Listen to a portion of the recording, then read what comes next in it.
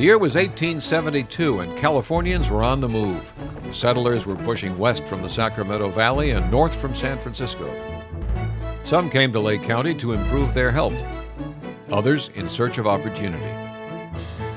The history of California winemaking has been one of pioneering. I think whether it was the Spanish missionaries who came up here, of course, they're making Sacramento wine, but then all of the generations that have come here, whether it was the Italians or in this region, for example, we had a number of Germans and Swiss, they came and they brought their traditions with them. They were planting Zinfandel. Zinfandel was here by then. They were planting Burgundy and Riesling. There was no Chardonnay. There was no Sauvignon Blanc.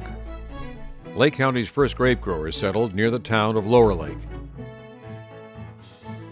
In 1890, Louis Kugelman built the county's first winery on a ranch just outside the town. It had a 20,000-gallon capacity. When I was 17 years old, I took over my father's job of driving 2 horses and a heavy spring wagon with 100 gallons of wine out to the Quicksilver mines. We got 40 cents a gallon for it. Can you imagine? Al Kugelman. Lake County's wine industry was gaining traction.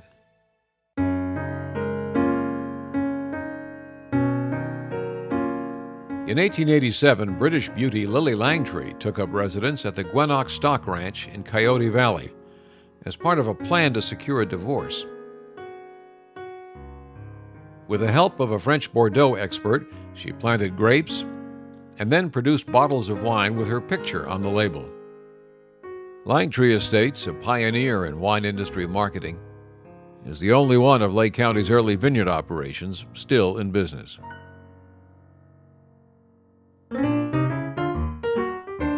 Lily Langtry brought a sense of style to the local wine industry and attracted a new kind of person to it.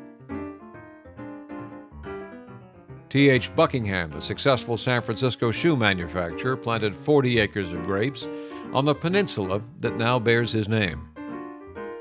Near the town of Upper Lake, a New York lawyer named Serenus Hastings, who would eventually give his name to the Hastings School of Law, tried his hand at the wine business. He planted 60 acres of Zinfandel and built a winery which at its peak produced 150,000 gallons a year. As the new century approached, wine production was on the upswing, and Lake County had well-heeled customers ready to appreciate it. They traveled from vineyard to vineyard by boat, and their carriages were seen on the streets of Lakeport, but success would have to wait. Under growing pressure from the temperance movement, local vineyards and wineries began to struggle. They tried the export business, using horse teams to haul their wine over Mount St. Helena, but with a wholesale price as low as 10 cents a gallon, the operation never made sense. By the time Prohibition became law, Lake County vineyard owners were already plowing under their grapes and replacing them with walnuts and pears. For all intents and purposes, the Lake County wine industry was gone, but a body of knowledge would remain, and this information about the land, the grapes, and the wine would form the foundation of an extraordinary revival. We are basically building ourselves on top of vineyard sites and the winemaking experiences that probably go back 100 years or more.